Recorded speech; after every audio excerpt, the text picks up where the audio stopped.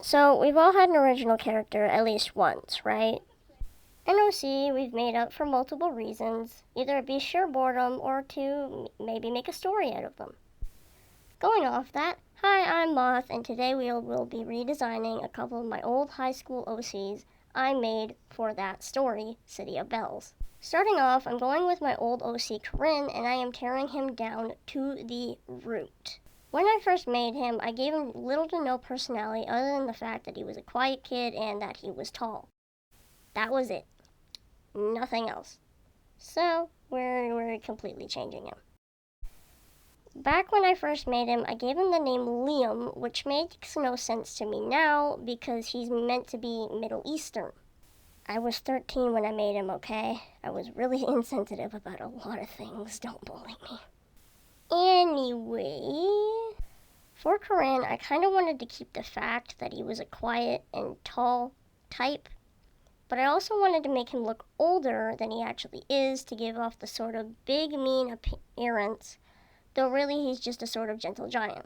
The type of guy that looks big and mean, but is really just a big teddy bear. And I also wanted to make him the more protective type, the knight of the group, so to speak. The kind of person that puts others before himself and would take an arrow to the back to protect those he sees as family. Now, for his background, which he's not super fleshed out, I guess, but I've always had a bit of a concept for his backstory, so to speak. He was born in the Middle East around Iraq, but lost his mother and father in a young age and was put into the custody of his grandfather. Finally, when Corinne was about 3 years old, his grandfather's health began to decline, so Corinne's grandfather sent him to Canada to be put into foster care for adoption. The foster home Corinne was originally put in was a less than healthy environment for a child until he was adopted.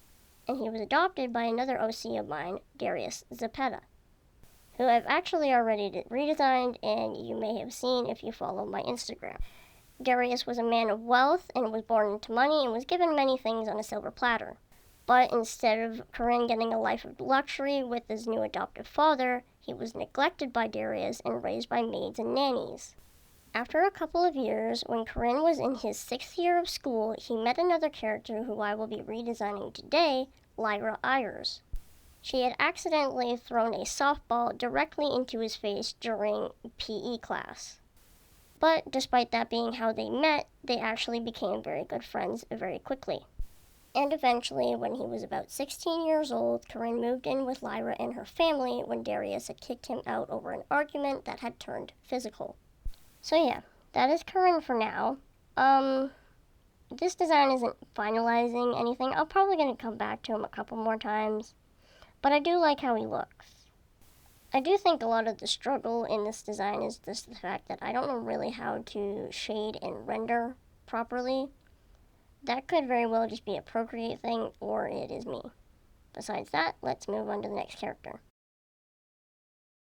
Lyra Ayers. Starting with her, you'll notice I made a board on Milanote to help me with her character, which I actually did for Corinne, but I was so tired the day I was making it, I had completely forgotten to record it.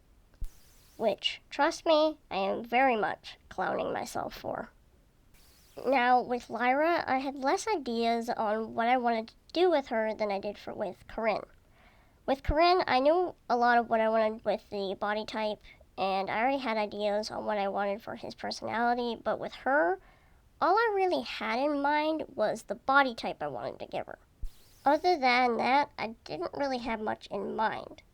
So because of that, I went to a friend of mine, Kerrigan. Kerrigan was actually the person I originally made Lyra with, and we originally named her Lolita. A couple years ago, I found out that there is a bit of a meaning behind the name Lolita, so I changed it to Lottie, which I didn't really like, and then went with Lyra, which I felt fit her very well. But speaking with Kerrigan, we both decided that we felt she would go well with a more grunge aesthetic. And the more I was thinking about it, the more I was like, well, this is meant to be more of like a small town horror series. And that's the setting they're in. It's very Gravity Falls, very Life is Strange. And the more I was thinking about Life is Strange, the more I started to think of a character that is in both the first game and the game that came after it, Chloe Price. Chloe in the game is very much a stereotypical punk, doesn't like listening to her mom, she's got some troubles at home, she lost her dad, stuff like that. So I immediately went off of that once I had the board set up. I went into Pinterest and looked up feminine body types because I had an idea of what I wanted her body type to be, but I just needed a visual, you know? And I had found a couple where it was more, they're not big women, but they're not small. They're just kind of in that medium, at least in my mindset, that they're in that medium space of weight. So I scrolled for a while, got a couple references, and went off of that. After gathering a couple reference images of what I wanted her physique to be like, and a couple other things for her character aesthetic and fashion sense, I went all about fixing up the board. I had set down a couple of, I guess you could call them poems, and things that I just felt fit her aesthetic, things that I felt fit her as a person, and things that I felt, if she found them, she'd probably put them up on her wall somewhere. And I also went on and did the same thing with clothing. I looked up small town grunge, grunge rock, things like that, and once I had the board ready, I started her drawing. And once I did, I kind of kept what I had in mind. Body type, chest size, and the way I wanted her hair to sit, way she put her makeup on, stuff like that. I kept it in mind as I drew. And from time to time would stop and go back to look at what I was trying to make of her, what I was trying to do, reminding myself, Now, about Lyra. I still didn't have much of an idea on what I wanted to give her for a backstory, but I will tell you what I have for now. She was born and lived in a bigger city for a couple years until around the same time her baby sister, Emily, was born. Just a couple weeks after Emily was born, her biological father and her mother decided to split up. Lyra's mother was sick of her father's alcoholism and narcissistic tendencies, so she divorced their father, took custody, and moved into a smaller town near Muskoka. Lyra continued her 6th grade of school in that area and met her now best friend Corinne when she accidentally threw a softball directly into his face. So yeah, that's kind of what I have for a backstory, at least so far, for Lyra. But I think I'm going to talk about what happened when I originally made her. Back when I originally made Lyra, it was with 2 other friends, my buddy Kerrigan and somebody else who I am no longer fond of.